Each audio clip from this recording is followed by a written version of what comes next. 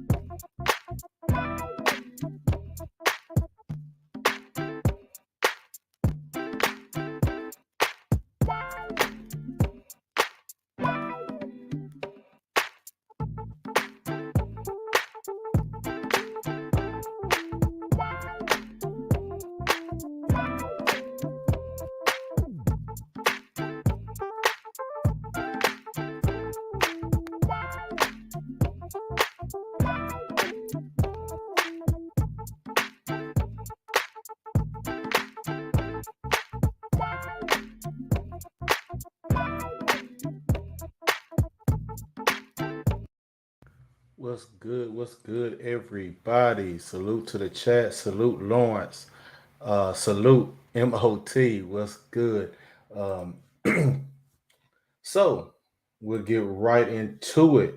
Uh, so this is another one for Black Widows of the Bible. And some, I had some very interesting conversations. Off YouTube here within the past few days. And one thing you'll notice that too many times you'll hear old folks talk about this woman of the past, and you'll hear the women talk about how men of the past were. Now y'all already know what I think about what women say. Um, but this felt like the perfect subject to prove that both are just an illusion of idealism. And the truth be told is that men have been bowing down and giving their whole soul to these bras for eons. And the perfect case study for this is none other than Solomon. So we'll be going into Ecclesiastes chapter 7, verses 15 through 29 to illustrate just how much of a fool he really was. Um, when you ask niggas, they always like to bring up every quality he was known for, but the one they really admire him for, which was the fact that this nigga had a lot of hoes. That's what they really admire about him. And when you ask them about what made him great, they want to dance around the real reason of why they admire him. You know, they'll talk about knowledge and wisdom and everything else.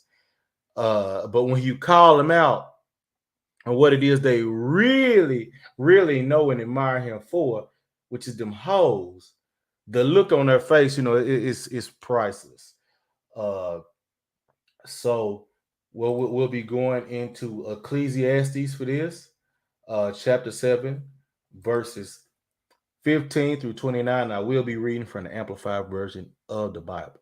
So starting with verse 15, reads as such: I have seen everything during my fleeting days of futility.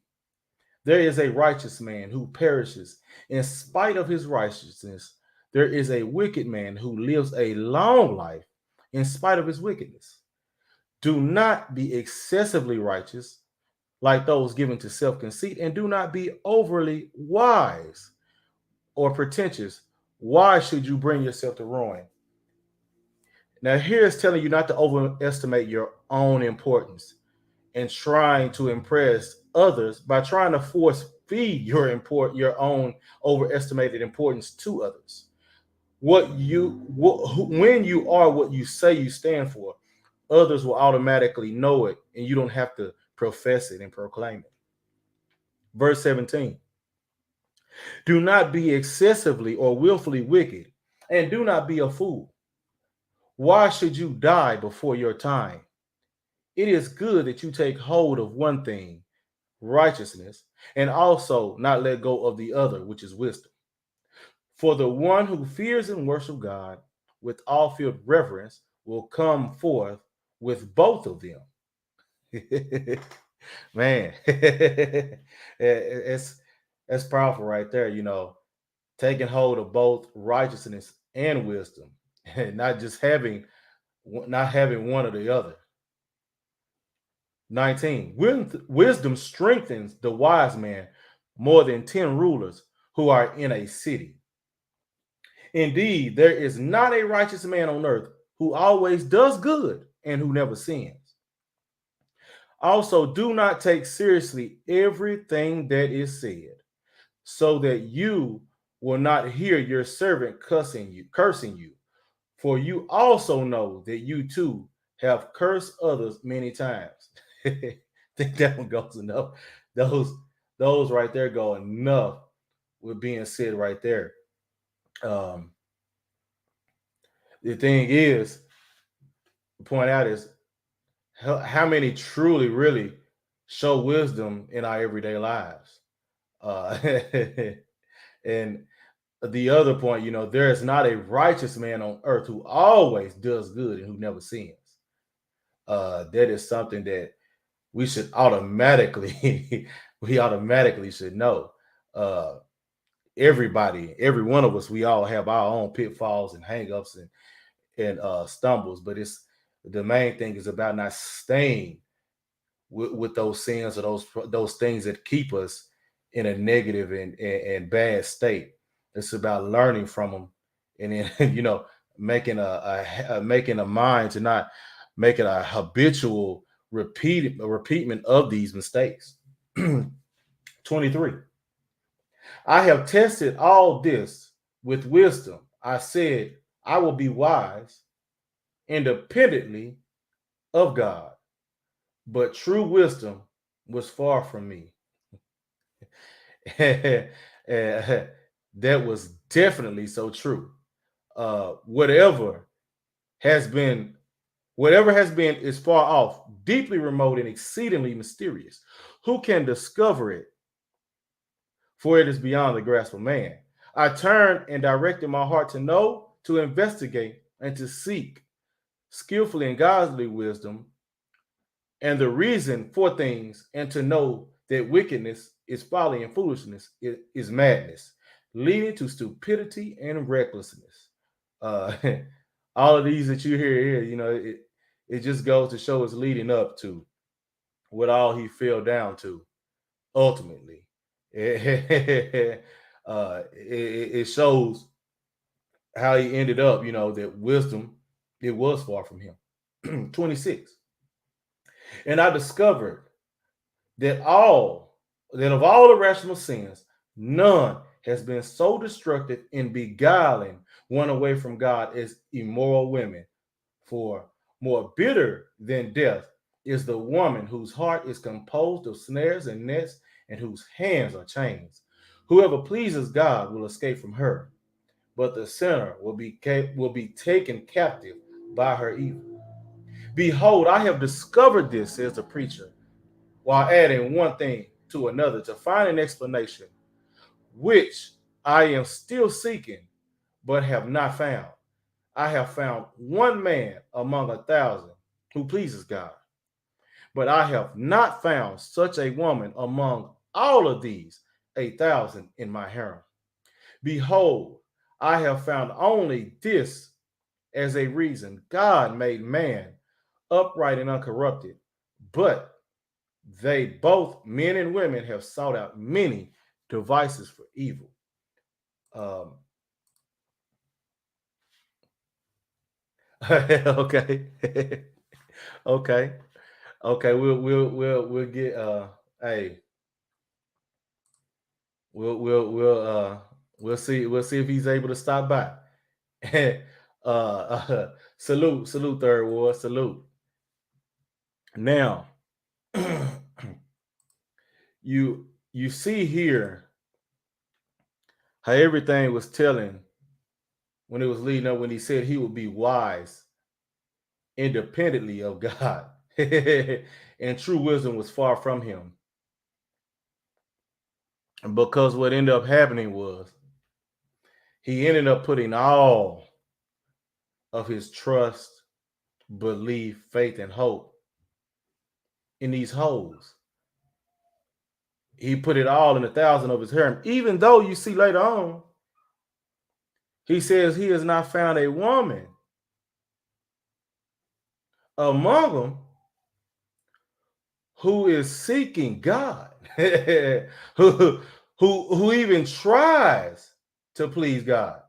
He's not found one. He knew it, but he still did it anyway. And the part here where it says God made man upright and uncorrupted, but they both have sought out many devices for evil.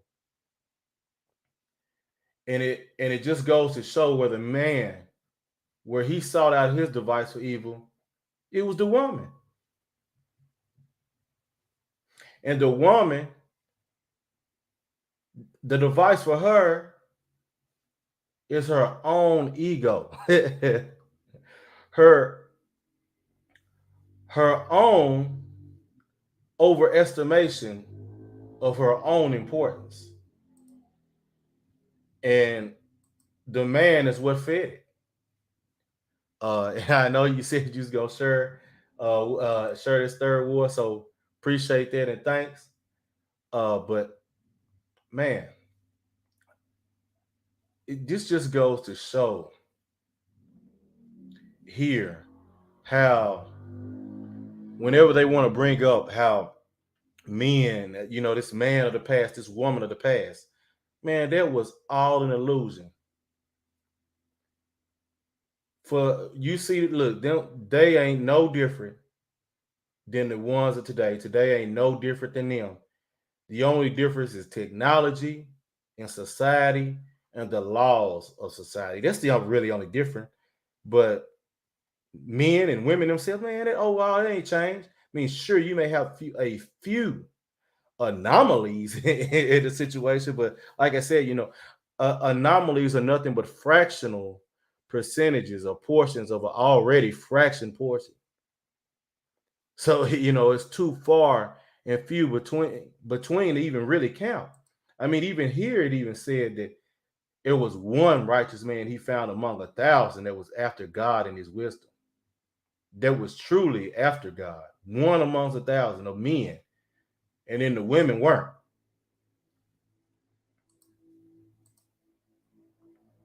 And today you could probably even say it's less than 1,000. So it just goes to show how things really aren't any different. And how and this thumbnail I picked because I thought it went right because with Shane Sung taking souls. Hey, these women, they still taking souls today. Because these dudes, they're willing to give them over. They're willing to give it. They're willing to give their whole soul, every fiber of their being to them. And it just goes to show their foolish and stupidity. When you ask them about King Solomon, they'll talk about how wise he was, how he done this, how he done that. But when you get down to it and you say, look, now damn that. Let's get right to it. What you really know him for, what you really admire him for. We already know the niggas admire him for them hoes, for having all them women. And then when you call them out on it, then they want to make excuses for him. Well, he was in that desert or, everything else. But there are no excuses to be made. He was a fool. He was weak. And everything he taught about doing against, he went against it. he went against his own wisdom and knowledge that he preached. He didn't even follow it whatsoever. And when you call him a fool, they'll look at you. It's like, yeah, he was a fool. He betrayed the God that he asked and prayed to for knowledge and wisdom. He betrayed that God that gave it to him and the wisdom and knowledge just to bow down to these hoes who didn't even care anything about him. This is why I say this book is also a war manual. When you look and it talks and I believe it's in Judges. I believe I read part of it last week where it talks about how they were to do with the peoples they conquer, how they were supposed to destroy all of their idols, tear it all up. They were to have none of that left when the Israelites conquered them. Everything from their old gods that was to be destroyed and burned. But Solomon bent the knee to these women when they wanted to keep their altars and idols. And he ended up worshiping what they worshiped, and in turn worshiped them women. He bowed down to them just to keep them happy, to help keep the peace. Because the other thing, he was also afraid. He was afraid of battle himself because he wasn't really a warrior king like his father had been. So he was trying to be diplomatic, thinking that, if I get all these hoes here, surely they will not attack me now because I have all these princesses and they don't want to harm their own blood. Whereas his father never thought like that.